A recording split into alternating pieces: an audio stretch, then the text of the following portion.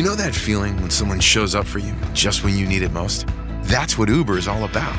Not just a ride or dinner at your door. It's how Uber helps you show up for the moments that matter. Because showing up can turn a tough day around or make a good one even better. Whatever it is, big or small, Uber is on the way. So you can be on yours. Uber, on our way.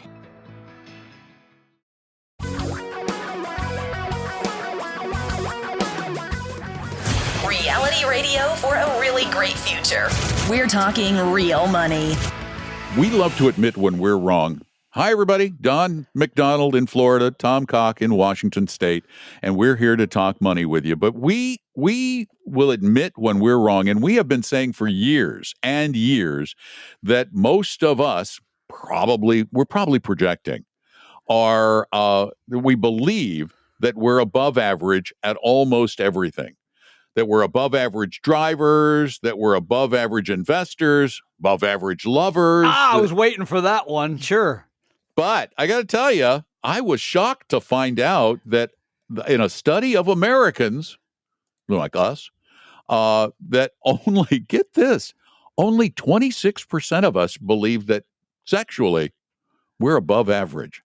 I didn't even see that part of the survey. We're more realistic than I thought. As a matter of fact, the thing we know for a fact we stink at universally, we all believe we're horrible runners and dancers and singers. Okay, I think I'm an okay runner still for my age, but I know it's slower. If you're at above, I would give myself above average there. Only 15% of Americans think they're above average running.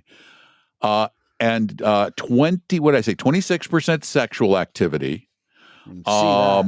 Singing, it was only 21%. No, sexual ability, it says. Sexual ability, sexual ability. Oh, okay. Public speaking, only 30%. See, that's I'm above normal. average there. Yeah, okay. Yeah. I think. We're above average in weird stuff because the areas where most of us think we're above average, shocking. Kind of shocked both of us. 60 areas they asked about in the survey. More than half of us think we're above average in 17 of them. So about a third of them. And including, and these are not places I think the country is getting high marks right now, trustworthiness and loyalty. Yeah, those both surprise me. Those are the areas where most of us think we are the most above average. Trustworthiness, loyalty, honesty, and ethics. Those are not areas that are, I think it's strange. Other ones that really surprise me. Yeah. Attention to detail. Yeah. Critical thinking and problem solving. Now, when I look at the one that surprised me in this day and age, open-mindedness.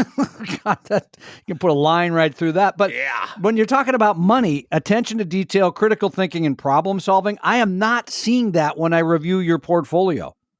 But I'm just going to say that. It's funny, though, if you go down the list, only about 40% think they're above average money managers. Yeah. And I think that's, by the way, being romantic, 36, I think I'm below average there. But I mean, it's so, okay. So let's unpack this just a little bit and talk about the money aspect of it. Hold on. I want to see where we think we are when it comes to packing.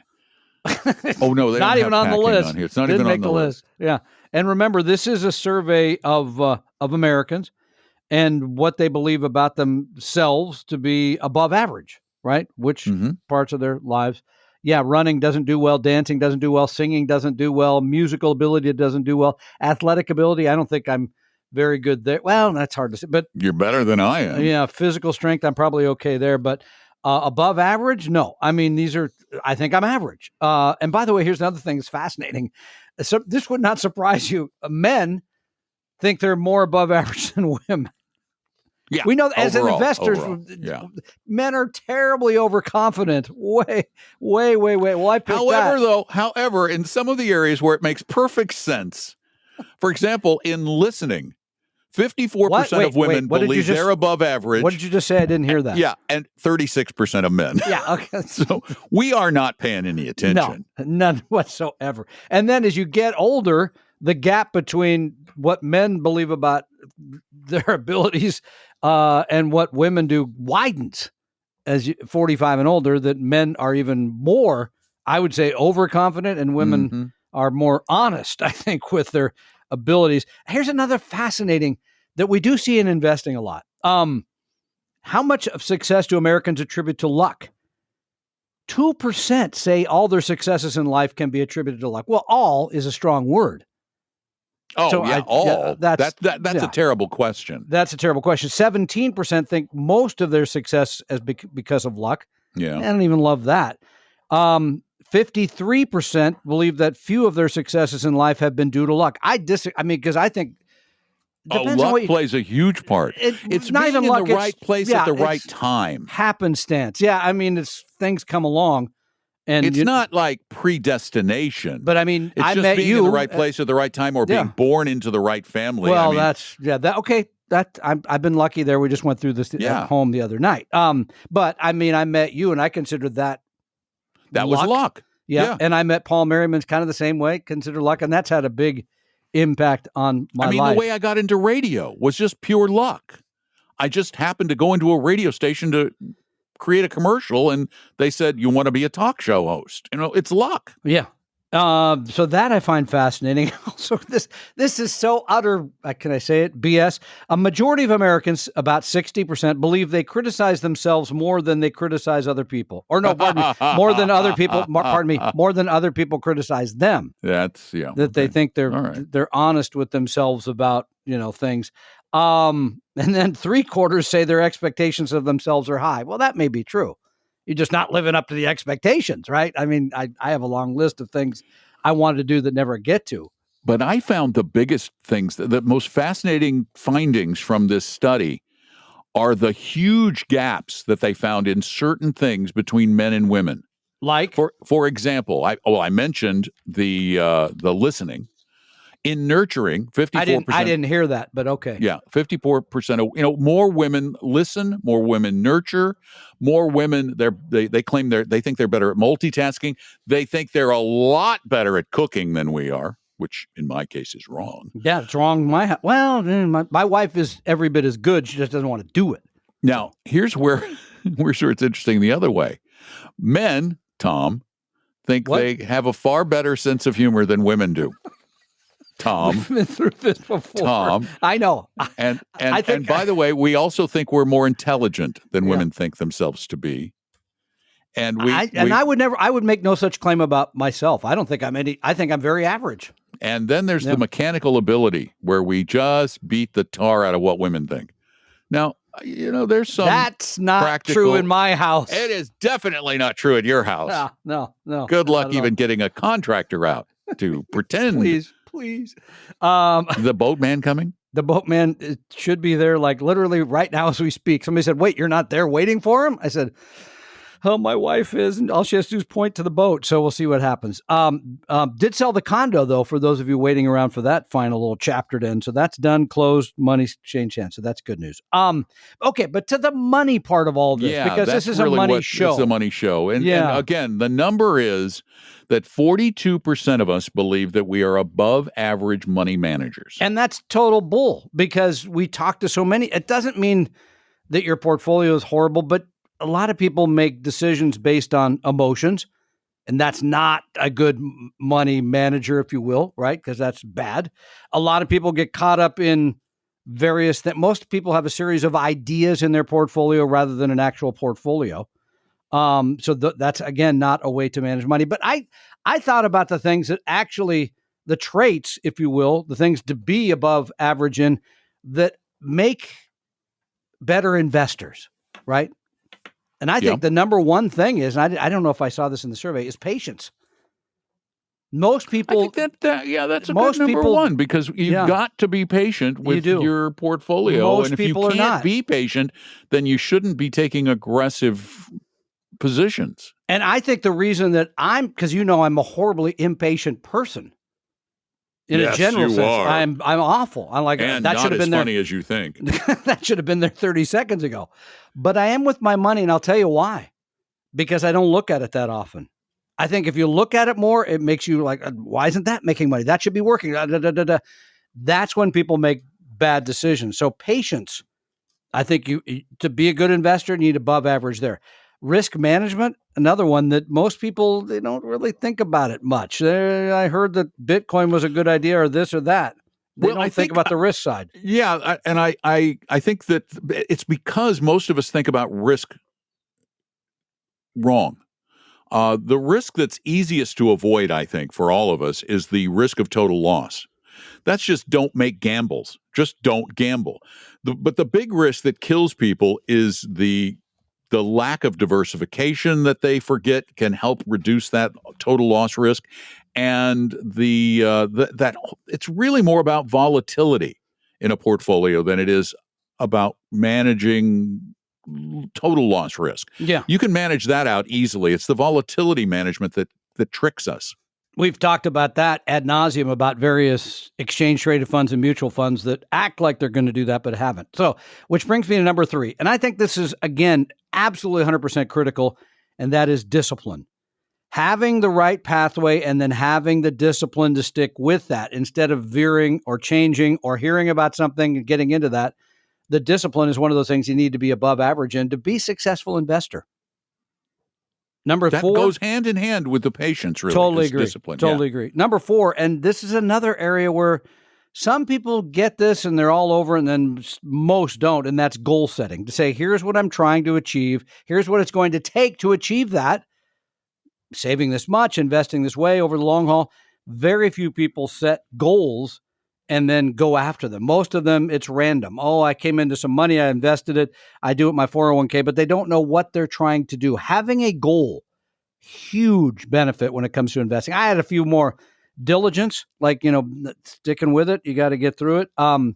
Knowledge, most people don't spend, and I know your people listening are not among them, but most people don't spend much time studying investment. What did we come up with? The average stock is purchased after like 7 minutes. 6 minutes. So 6 whatever minutes. 6 minute abs. And then here's the other one, that to be an investor requires something that actually I am above average, and that's optimism. You got to believe in the future. People that don't, they tend not to be very good investors because they see doom and gloom everywhere instead of, well, here's the good news. And we talk about this because it's true. Markets in years go up 75% of the time, but it feels like the bad news is a lot harder on us than the good news is. So those are traits I think you should try to be above average in if you're going to be a successful investor. And you know what I get from this whole thing is that really our confidence in our abilities is lower than I thought. I agree. 41% of us are confident that we're confident.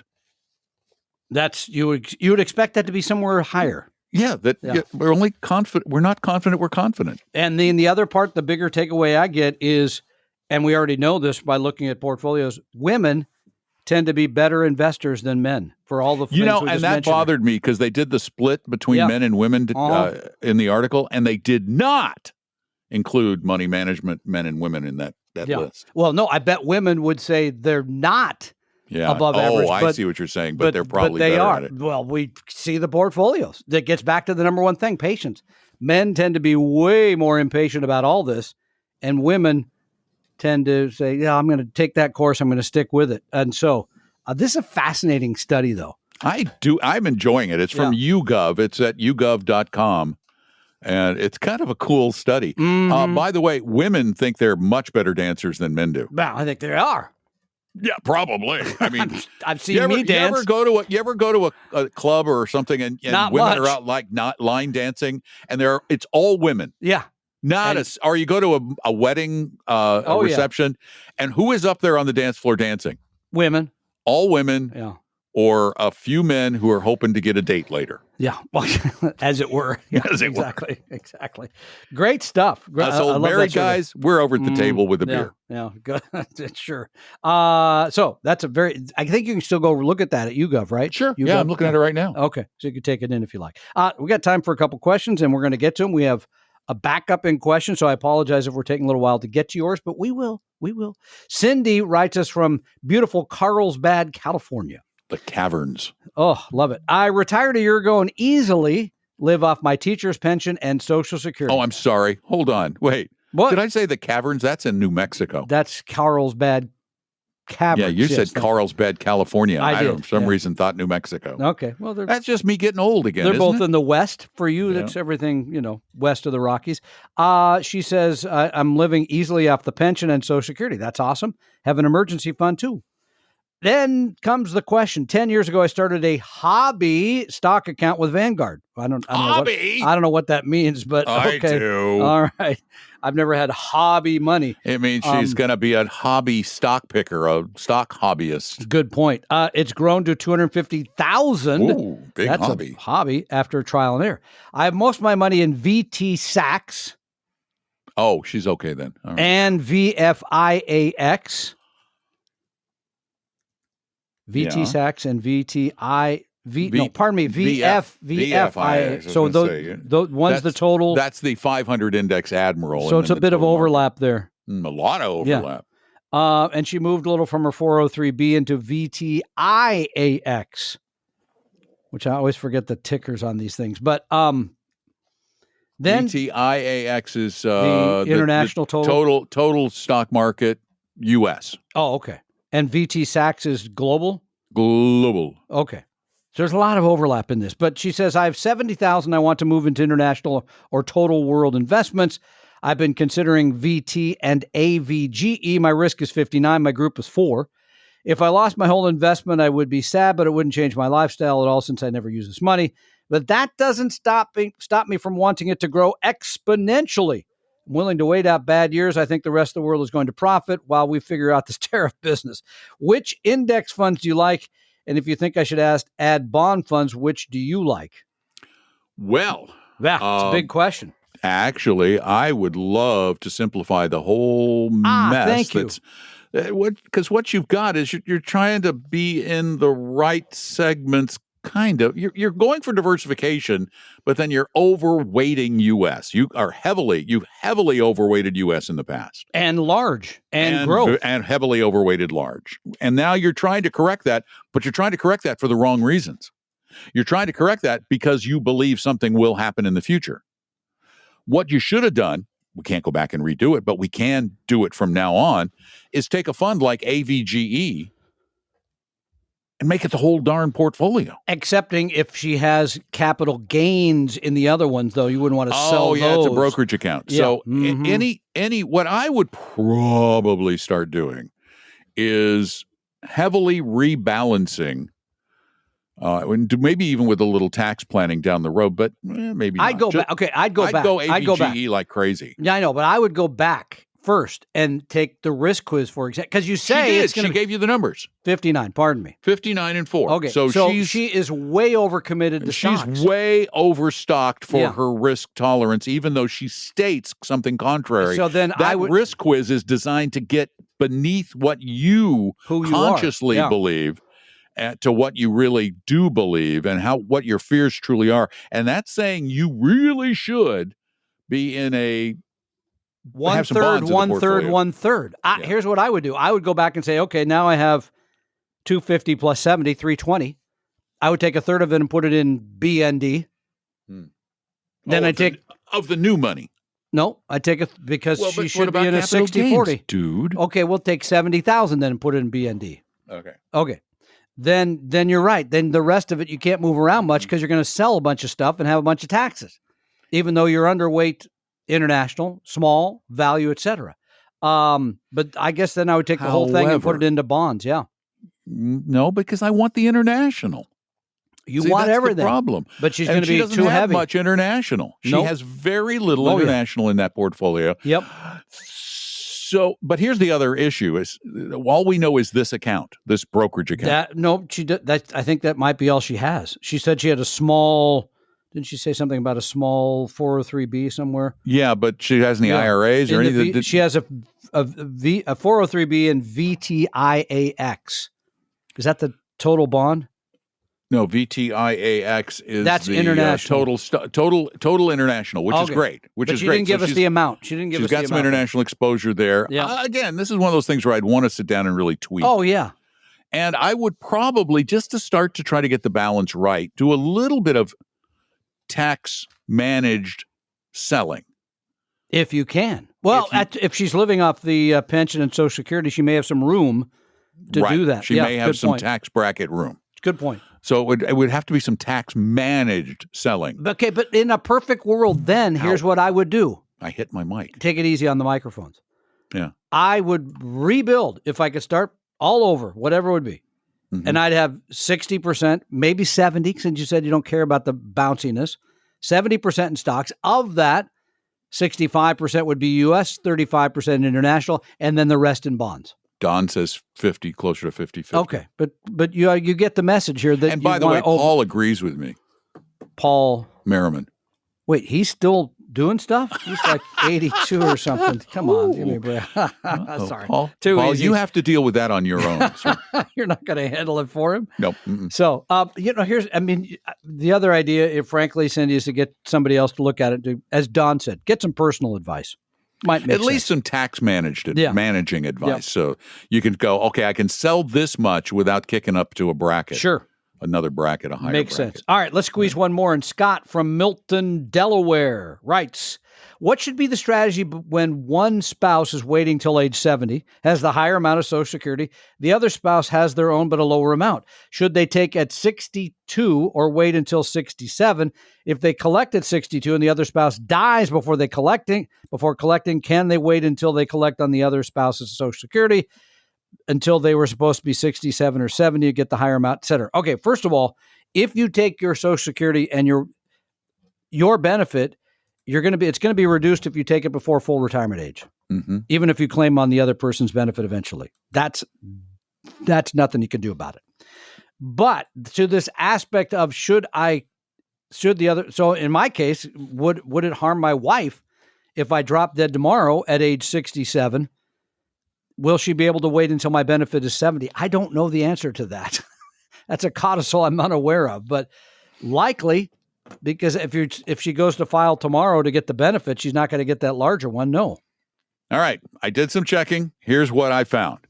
All right. So the surviving spouse who took benefits early becomes eligible for the survivor benefit based on what the deceased spouse would have received at the time of death. Either full retirement age or after that, right?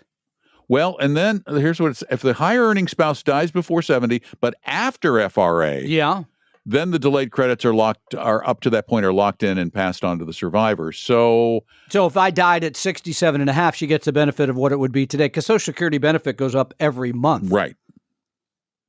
Okay. That makes sense. Yeah, let's see. I just want to double check everything. Does not. So I got to hang on for a couple more years for Danielle to really get the money she deserves. Yeah. Okay. See what I can do. Spouse get to switch to survivor at their own FRA. Oh, okay. The surviving spouse can switch to survivor benefits at or after their own FRA. But at what and level? They get it as of the deceased spouse's benefit at the date of death. Okay. Okay. There you go. Including credits for delaying past FRA, but not up to 70 since they never made it that far. Well, my wife's only 39, so she got a couple of years to go here before she can do that. You're lying. I think she's lying. That's what she told me. So Yeah. She told you to say that if you ever mention her on the radio. I've mentioned her a couple of times. Yeah, okay. Rarely does she like the mention. Let's just put she doesn't. No. Mentions anymore. I don't think mine likes it either. I said, but yours is used to it. Yeah. I said, you knew when you married me that I was a talk show host. You knew that. I was a tell-all. It's like marrying a stand-up comedian. Yeah. You're going to be going to be in trouble. You're going to be the butt of a couple of jokes. You are. Sorry. Yeah. And they may not be entirely true, but they're generally based on truth. Slight twist of the truth. Yeah. Enough there. Yeah. Good. Just enough reality to make them bite. Well. All right. You want to do anything else before we end this podcast I really don't. I really thank you for looking that up. Yeah. Because Social Security has so many wormholes to go down. Never know. So yeah, it's good. Yeah. It's good. It's good. Good to know. Yeah.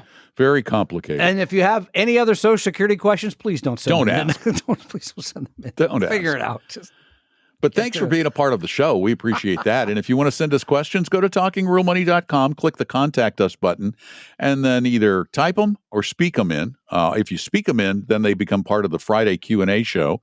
If you type them, who knows what happens to them? They get lost in a computer, then Tom finds them again, and then he'll lose the paper. And probably. You never know. No. I mean, so that's why it's better to speak them. Or even better, call us when we are discussing stuff live with people, which is every Saturday for a full 2 hours starting at 3 p.m. Eastern Time at 855-935-TALK, 855-935-8255, just 2 hours a week, Saturday, 3 to 5. Call now us I'm trying to figure out how to do it from the boat, assuming the boat gets fixed, so we'll see. Should work talking out there, about right? That little electric boat that it's not the boat's around? Not little, but the puttering part is small. Yes, yeah. I'll grant you that. The lake is so small. I'm pretty sure out in the middle you still have cell phone reception. I think I do. So I think we should try that live. Okay, see what happens. Please call us. You want to add anything before I pull the plug on this darn thing? Don't pull it on me because I got to wait till 70. So if you want some additional help, like a review of your portfolio, discussion about your retirement planning, any of that stuff, we give you a free hour at least. Sometimes it's more. You just go to talkingrealmoney.com, click on Meet an Advisor. And yes, I take meetings. I'm out of the office as you hear this now, but guess what? I'll be back. Are you? Yeah. Yeah, I guess you are. Yeah, you probably are. I don't know when this airs. Eating a lot of cheese in France or something. So, yeah. Yeah. I'm glad that I'm not there with you because I fear the after effects. Exactly. Anyway, thanks for being with us. Take care of yourselves. Back soon. Talking about, I was thinking of the fart coins. The cryptocurrency. We got a lot of criticism of that too. So we got criticism of the fart coins? I already had 2 people say, what was that all about? You guys are really silly that day. The really bad humor came from you. Yeah. Okay. I'll accept that. It did. Anyway, thanks for being a part of this little get together that we call Talking Real Money. The opinions and views expressed on this podcast were current on the date recorded. Opinions, estimates, forecasts, and statements of financial market trends that are based on current market conditions constitute our judgment and are subject to change without notice, including any forward-looking estimates or statements which are based on certain expectations and assumptions. Although information and opinions given have been obtained from or based on sources believed to be reliable, no warranty or representation is made as to their correctness, completeness, or accuracy. Information presented on the podcast is not personalized investment advice from Appella Wealth. The views and strategies described may not be suitable for everyone.